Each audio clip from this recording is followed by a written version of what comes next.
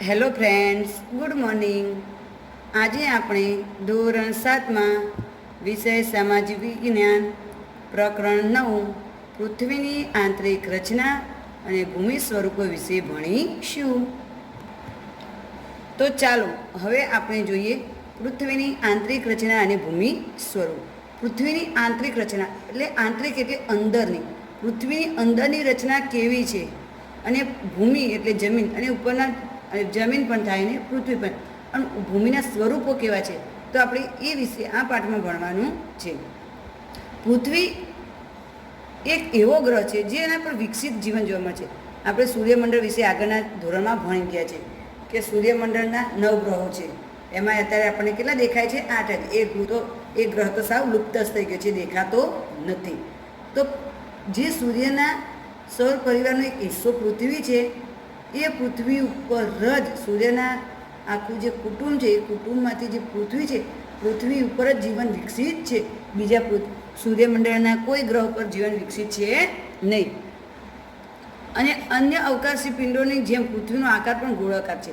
અવકાશી પિંડો એટલે કે જે અવકાશી પદાર્થો છે એ અવકાશી પદાર્થોની જેમ પૃથ્વીનો આકાર પણ કેવો છે? ગોળાકાર છે. તેમાં અંદર અને બહાર સતત પરિવર્તન થતું રહે છે. પૃથ્વીની અંદર અને પૃથ્વીની બહાર સતત પરિવર્તન થતું રહે છે.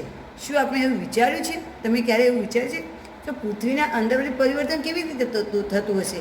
પૃથ્વીના અંદરના ભાગમાં શું હશે? પૃથ્વી કેવા કેવા પદાર્થોની બનેલી છે? આવા બધા આપણા મનમાં ઘણા એવા સવાલો આવે છે. તો આપણે એ સવાલો માટે જોઈએ. તો પહેલાં જોઈએ પૃથ્વીના આંતરિક ભાગ કે ભૂગર્ભ. પૃથ્વીનો આંતરિક ભાગ કે ભૂગર્ભ. આપણે ઘણીવાર એમ કહેતા છે કે જમીનની અંદર ભૂગર્ભ જળ એટલે કે જમીનની અંદરથી નીકળતું પાણી.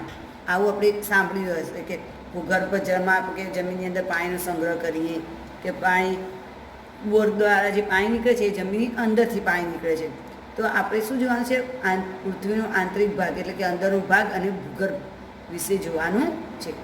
તો પૃથ્વી જેમ તમે ડુંગળી તો ખાધી હશે, ડુંગળી જોતા હશો તો ડુંગળીનું એક પડ કાઢો, પછી બીજું પડ કાઢો. આપણે એક પડ અથવા તો સ્તર, તો એક સ્તર કાઢો, બીજું સ્તર કાઢો, એમ ડુંગળીના ઉપરા ઉપર ઘણા બધા પડ જોવા મળે છે. એવી જ રીતે પૃથ્વી પણ ડુંગળીની માફક જ એના ઉપર એક એક એક એક એક પડ ગોઠવાયેલા છે. તો પૃથ્વી એ ડુંગળીની માફક એક ઉપર એક સ્તરથી ગોઠવાયેલ અનેક સ્તરોથી બનેલી છે. પૃથ્વીનું કોઈ એક સ્તર નથી. એક સ્તર હોય, બીજું સ્તર હોય, ત્રીજું સ્તર, એમ અનેક ઘણા બધા સ્તરોની પૃથ્વી બનેલી છે. પૃથ્વીની સપાટીના સૌથી ઉપલા સ્તરને ભૂકવચ કહે છે. પૃથ્વીની સપાટી પર જે સૌથી ઉપરનું સ્તર છે એને ભૂકવચ કહેવામાં આવે છે. આ સૌથી પાતળું સ્તર હોય છે. આ ભૂકવચ કેવું છે? સૌથી પાતળામાં પાતળું સ્તર છે. અને એ ભૂમિખંડ પર આશરે 35 કિલોમીટર સુધી હોય છે. એટલે કહેવાય છે પાતળું સ્તર, પણ કેટલા કિલોમીટરનું છે? 35 કિલોમીટર સુધીનું હોય છે. ભૂમિખંડની સપાટી ખાસ કરીને સિલિકા અને એલ્યુમિનિયમના જેવા ખનિજોથી બનેલ છે. તેથી તેને સીઆર એટલે કે સી એટલે સિલિકા તથા એલ એટલે એલ્યુમિનિયમ કહેવામાં આવે છે. હવે ભૂમિખંડની સપાટી છે એ ખાસ કરીને કે સિલિકા અને એલ્યુમિનિયમ જેવા ખનિજોની બનેલી છે. તેથી જ તેને સિલિકા, સી એટલે સિલિકા અને એલ એટલે એલ્યુમિનિયમ તરીકે આપણે ઓળખીએ છીએ. તો હવે મહાસાગરનું કવચ કેવું હશે? તો મહાસાગરનું કવચ મુખ્યત્વે સિલિકા અને મેગ્નેશિયમનું બનેલું છે. મહાસાગરનું કવચ શાનું બનેલું છે? સિલિકા અને મેગ્નેશિયમ. તેથી તેને સીમામાં સી એટલે સિલિકા તથા મા એટલે મેગ્નેશિયમ કહેવામાં આવે છે. સિલિકા એટલે સીમા એટલે સી એટલે સિલિકા અને મા એટલે મેગ્નેશિયમ તરીકે ઓળખવામાં આવે છે. ફરીથી એ મહાસાગરનું કવચ મુખ્યત્વે સિલિકા અને મેગ્નેશિયમનું બનેલું છે. તેમાં સી એટલે સિલિકા અને મા એટલે મેગ્નેશિયમનું બનેલું છે. હવે અહીંયા આપણે જોઈએ પૃથ્વીનું સ્તર આપણને આપેલું છે. અહીંયા જે રેડ કલરનો પાર્ટ દેખાય છે એ જમીનનો આંતરિક ભાગ છે. ઓરેન્જ કલરનો દેખાય છે એ જમીનની બહારનો ભાગ છે. યલો દેખાય છે મેન્ટલ છે. અને જે તમને બ્રાઉન કલર જો દેખાય છે એ કયો કહેવાય? જમીનનો પોપડો.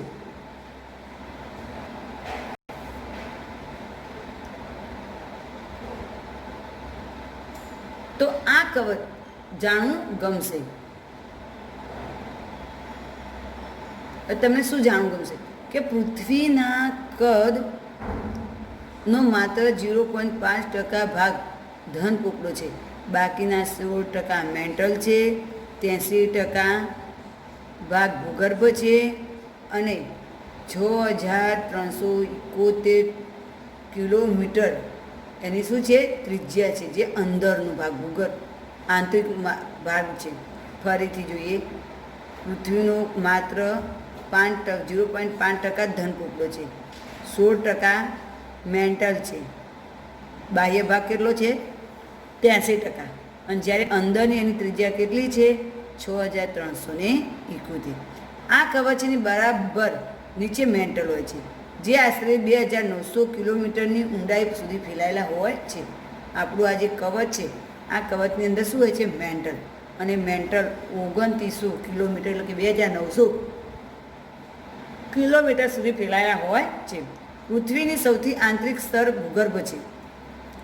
પૃથ્વીનું જે આંતરિક સ્તર એટલે કે અંદરનું જે છે એ શું છે? ભૂગર્ભ છે, જેની ત્રિજ્યા આશરે 3500 કિલોમીટર જેટલી છે, જે ખાસ કરીને નિકલ અને ફેરસનું બનેલું હોય છે તથા તેને નિફે એટલે નિકલ અને ફે એટલે ફેરસ કહે છે. હવે પૃથ્વીની જે ત્રિજ્યા છે, અંદરનું સ્તર છે, એની ત્રિજ્યા છે આશરે 3500 કિલોમીટર જેટલી છે. ખાસ કરીને જે નિકલ છે, નિકલ અને ફેરસ એ લોખંડનું બનેલું છે તથા તેને નિફે એટલે કે નિકલ ને ફે એટલે ફેરસ પણ કહેવામાં આવે છે. કેન્દ્રીય ભૂગર્ભમાં તાપમાન, દબાણ અને પદાર્થોની ઘનતાના ખૂબ જ વધુ હોય છે. હવે કેન્દ્રીય ભાગ એટલે કે જ્યાં જમીનનું કેન્દ્ર છે તે ભાગની અંદર જમીનનું તાપમાન, દબાણ અને પદાર્થોની ઘનતા ખૂબ જ પ્રમાણમાં જોવા મળે છે. ખડકો અને ખનિજ. હવે ખડકો અને ખનિજ શું છે? તો ખડકના પ્રકાર પોતાના ગુણ, કણના કદ અને તેમની નિર્માણ પ્રક્રિયાના આધારે અલગ અલગ હોય છે. ખડકોના પ્રકાર પાડવામાં આવે છે. એના કેવી રીતે? તો ખડકોનો ગુણ કેવો છે, એના કણના કદ કેવા છે અને એની નિર્માણની પ્રક્રિયાના આધારે એના અલગ અલગ ભાગ પડે છે. તો નિર્માણની પ્રક્રિયાની દ્રષ્ટિએ ખડકોના કેટલા ભાગ પડે છે? 3. નિર્માણની દ્રષ્ટિએ ખડકોના કેટલા ભાગ પડે છે? 3. અગ્નિકૃત ખડકો, જળકૃત ખડકો અને રૂપાંતરિત ખડકો. એમાં સૌથી પહેલાં આપણે અગ્નિકૃત ખડકો જોઈએ. તો ગરમ મેઘમાં થઈ નક્કર થઈ જાય છે. આ પ્રકારે બનેલ ખડકને અગ્નિકૃત ખડક કહે છે. અને અગ્નિકૃત ખડકો 2 પ્રકારના હોય છે, આંતરિક અને બાહ્ય ખડક. હવે પૃથ્વીની અંદરનો જે ભાગ છે ખૂબ જ ગરમ છે અને ગરમ મેઘમાં ઠંડો થઈ નક્કર થઈ જાય છે અને આના કારણે ખડકો બને છે અને એ ખડકને અગ્નિકૃત ખડક કહે છે. અને અગ્નિકૃત ખડકો 2 પ્રકારના છે, આંતરિક ખડક અને બાહ્ય ખડક. તે શું તમે જ્વાળામુખીમાંથી નીકળનાર લાવાની કલ્પના કરી છે? વાસ્તવમાં આગની જેમ લાચોળ પ્રવાહી મેઘમાં જ લાવા છે, જે પૃથ્વીના આંતરિક ભાગમાંથી નીકળી સપાટી પર પથરાય છે. જ્યારે પ્રવાહી લાવા પૃથ્વીની સપાટી પર આવે છે. હવે આપણને શું જ્વાળામુખી, આપણે ખબર છે ઘણી જગ્યાએથી જ્વાળામુખી નીકળતો હોય છે. તો જ્વાળામુખી જે નીકળે છે એ લાવાની કલ્પના કરેલી હોય છે. વાસ્તવમાં આગની જેમ એ લાલચોળ પ્રવાહીમાં મેઘમાં નીકળે છે, એને આપણે શું કહીએ છીએ? લાવા. તે પૃથ્વીના આંતરિક એટલે પૃથ્વીના અંદરના ભાગમાં નીકળી સપાટી પર પથરાય છે. પૃથ્વીના અંદરથી નીકળી અને સપાટી પર પથરાય છે. જ્યારે પ્રવાહી લાવા પૃથ્વીની સપાટી પર આવે છે તે ઝડપથી ઠંડા થઈને નક્કર બની જાય છે. એ લાવા તો જે જમીનની અંદરથી આવે છે એ ઝડપથી ઠંડુ થઈ જાય છે અને ઠંડુ થઈ અને નક્કર થઈ જાય છે. ભૂકવચ પર જોવા મળતા આવા ખડકોને બાહ્ય કે અગ્નિકૃત ખડક કહે છે. હવે કેવા ખડકો? કે ભૂકવચ પર જોવા મળતા આવા ખડકોને બાહ્ય કે અગ્નિકૃત ખડકો કહેવામાં આવે છે. તેની સંરચના ખૂબ નાની દાણદાર છે. આ ખડકોની રચના કેવી છે? નાની છે અને દાણાદાર છે. દ્રષ્ટાંત તરીકે બેસાલ્ટ, પ્રવાહી મેઘમાં ક્યારેક ભૂકવચની અંદર જઈએ ને જો ઠરી જાય છે, આ શું છે? દ્રષ્ટાંત તરીકે બેસાલ્ટ, મેઘમાં, પ્રવાહી ક્યારેક ભૂકવચની અંદર જાય, ઊંડાઈએ જાય અને ઠરી જાય છે. આ પ્રકારે બનેલ નક્કર ખડકોને આંતરિક અગ્નિકૃત ખડક કહે છે. અને આના કારણે જે ખડકો બને છે તેને આંતરિક અગ્નિકૃત ખડક કહેવામાં આવે છે. તે ધીરે ધીરે લાવાને ઠરવાને કારણે એ મોટા દાણાનું સ્વરૂપ ધારણ કરે છે. પહેલાં તો નાના નાના દાણા હોય છે, પણ જેમ જેમ લાવા રસ થતો જાય એમ એને શું થતા જાય છે? એના દાણા મોટા થતા જાય છે. ગ્રેનાઇટ આવા ખડકોનું એક દ્રષ્ટાંત છે. ઘંટીમાં અનાજ દાણા કે મસાલાને પીસવા માટે આવા જે પથ્થરનો ઉપયોગ થાય છે એ મોટે ભાગે ગ્રેનાઇટના બનેલો હોય છે. હવે જે લાવા ઠંડો થાય છે તે ઠંડો થતાં ધીમે ધીમે મોટો થાય છે અને એ ગ્રેનાઇટ આવા ખડકોનું એક દ્રષ્ટાંત પૂરું પાડે છે. જેમ દાણા કે મસાલાને પીસવા માટે જે પથ્થરનો ઉપયોગ થાય છે તે મોટે ભાગે કેવાનો બરસાનો બનેલો છે? ગ્રેનાઇટનો બનેલો હોય છે. હવે ખડકોનો બીજો પ્રકાર જળકૃત ખડકો. તો જળકૃત ખડકો શાનાથી બનેલા હોય? ખડકો ઘસાઈ, અથડાઈ કે ટકરાઈને નાના ટુકડામાં ફેરવાય છે. આ નિક્ષેપ પવન, હવા, પાણી વગેરે દ્વારા એક સ્થળેથી બીજા સ્થળે પહોંચે છે અને ત્યાં જમા થાય છે. આ નિક્ષેપિત ખડક દબાઈ અને નક્કર બની ખડકના સ્તર બનાવે છે. આ પ્રકારના ખડકોને પ્રસ્તર ખડક કહેવામાં આવે છે. દ્રષ્ટાંત તરીકે રેતાળ પથ્થર રેતના કણોથી બને છે અને આ ખડકોમાં વનસ્પતિ, પાણી અને સૂક્ષ્મ જીવાણુ જે ક્યારેક આ ખડકોમાં જોવા મળે છે, જે જીવાશ્મી પણ બને છે. આ જળકૃત ખડકો એવા છે કે આ ખડકો ઘસાઈને, અથડાઈને કે ટકરાઈને નાના નાના ટુકડામાં ફેરવાઈ જાય અને એ નિક્ષેપ હવા, પાણી, પવન વગેરે દ્વારા એક સ્થળેથી બીજા સ્થળે જાય છે અને જ્યાં જાય છે ત્યાં એક જગ્યાએ જમા થાય છે. અને જમા થયા પછી આ ખડકો નિક્ષેપિત ખડક દબાઈ અને નક્કર બની જાય. ત્યાં દબાઈ જાય છે, નક્કર એટલે કઠણ બની જાય છે અને એમ ખડકના સ્તર બનાવે છે. એક ખડક હોય, બીજો સ્તર હોય, ત્રીજો હોય, એમ એના શું બની જાય? સ્તર બની જાય. આ પ્રકારના જે ખડકો છે એને પ્રસ્તર ખડક કહેવામાં આવે છે. દ્રષ્ટાંત તરીકે રેતાળ એટલે કે રેતમાંથી જે પથ્થર એટલે કે રેતના કણોથી જે પથ્થર બને છે એ પથ્થરોમાં અમુક પથ્થર રેતના કણોથી બને છે. તો આ ખડકોમાં જે બને છે એ ખડકોમાં વનસ્પતિ, પાણી અને અન્ય સૂક્ષ્મ જીવો જે ક્યારેક આ ખડકોમાં જોવા મળે છે, જે જીવાશ્મી પણ કહે છે. કેવા છે? જીવાશ્મી. રૂપાંતરિત ખડકો. રૂપાંતરિત ખડકોમાં શું હોય કે અગ્નિકૃત અને જળકૃત ખડકો ઊંચા તાપમાને અને અતિશય દબાણના કારણે રૂપાંતરિત ખડકોમાં ફેરવાઈ જાય છે. હવે આ જે અગ્નિકૃત અને જળકૃત ખડકો છે તે ઊંચા તાપમાને અને અતિશય દબાણના કારણે તે રૂપાંતરિત ખડકોમાં ફેરવાઈ જાય છે. એવા ખડકોને રૂપાંતરિત ખડકો કહે છે. દ્રષ્ટાંત તરીકે ચીકણી માટી સ્લેટમાં અને ચૂનાના પથ્થર એ આરસ પહાણમાં ફેરવાઈ જાય છે.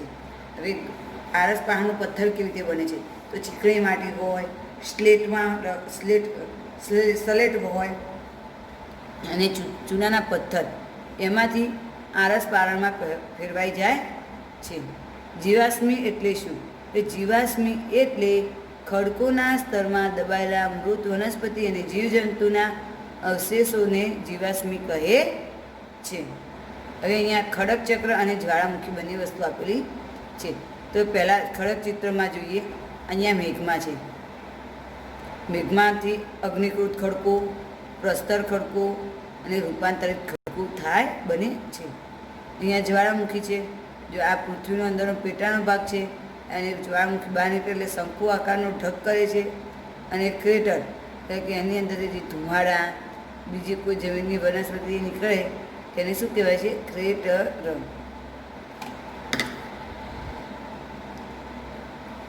તમને જાણીને નવાઈ પામશે કે કેટલીક ચોક્કસ પરિસ્થિતિઓમાં એક પ્રકારની ખડક ચક્રીય પદ્ધતિ એકબીજામાં પરિવર્તન થઈ જાય છે. હવે તમને આ વસ્તુની નવાઈ લાગશે કે કેટલીક ચોક્કસ પરિસ્થિતિઓ છે જેમાં એક પ્રકારના ખડકની ચક્રીય જે પદ્ધતિ છે એ એકબીજામાં પરિવર્તન થઈ જાય છે. એક ખડકમાંથી બીજા ખડકમાં પરિવર્તન થવાની આ ક્રિયાને ખડક ચક્ર કહે છે. ખડક ચક્ર એટલે કે શું? કે એક ખડકમાંથી બીજા ખડકમાં પરિવર્તન થવાની પ્રક્રિયાને ખડક ચક્ર કહે છે. તમે જાણો છો કે પ્રવાહી મેઘમાં ઠંડો થઈ અને નક્કર અગ્નિકૃત ખડક બની જાય છે. તો આ અગ્નિકૃત ખડકો નાના નાના ટુકડા સ્વરૂપે એક સ્થળેથી બીજા સ્થળે સ્થળાંતરિત થઈ પ્રસ્તરનું ખડકનું નિર્માણ કરે છે. તો તાપમાન અને દબાણના કારણે આ અગ્નિકૃત અને પ્રસ્તર ખડક રૂપાંતરિત ખડકમાં બદલાઈ જાય છે ને અતિશય તાપમાન અને દબાણના કારણે રૂપાંતરિત ખડક પુનઃ પીગળી પ્રવાહી મેઘમાં બની જાય છે. આ પ્રવાહી મેઘમાં ફરી ઠંડુ થઈને નક્કર અગ્નિકૃત ખડકમાં ફેરવાઈ જાય છે. તો તમે કદાચ જાણો છો કે પ્રવાહી મેઘમાં જે ઠંડો થાય એટલે નક્કરકૃત અગ્નિકૃત બની જાય છે અને અગ્નિકૃત ખડકો નાના નાના ટુકડા સ્વરૂપે હોય છે અને તે એકબીજા સાથે શું કહે છે? સ્થળાંતર કરે છે. એને પ્રસ્તરનું નિર્માણ કરેલું કહે છે. પણ તાપમાન અને દબાણના કારણે આ અગ્નિકૃતો અને પ્રસ્તર ખડક રૂપાંતરિત ખડકમાં બદલાઈ જાય છે અને અતિશય તાપમાન અને દબાણના કારણે રૂપાંતરિત ખડક પુનઃ પીગળીને પ્રવાહી મેઘમાં બની જાય છે અને આ પ્રવાહી મેઘમાં ફરી પાછો ઠંડો થાય તે નક્કર અગ્નિકૃત ખડકમાં ફેરવાઈ જાય છે. તો ખડકો આપણા માટે ખૂબ ઉપયોગી છે.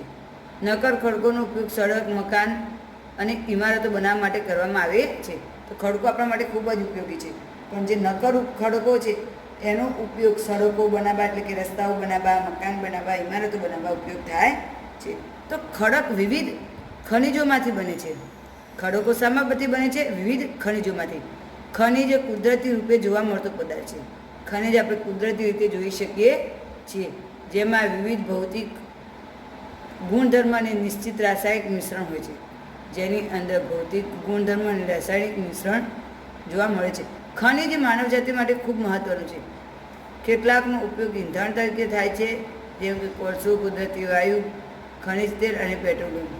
હવે ખનિજ શું છે? તો આ જે ખનિજ છે એ માનવ માટે ખૂબ જ મહત્ત્વનું છે અને એના કેટલાક ઉપયોગ ઈંધણ માટે, કોલસા માટે, કુદરતી વાયુ માટે, ખનિજ તેલ માટે, પેટ્રોલિયમ માટે તેનો ઉપયોગ થાય છે.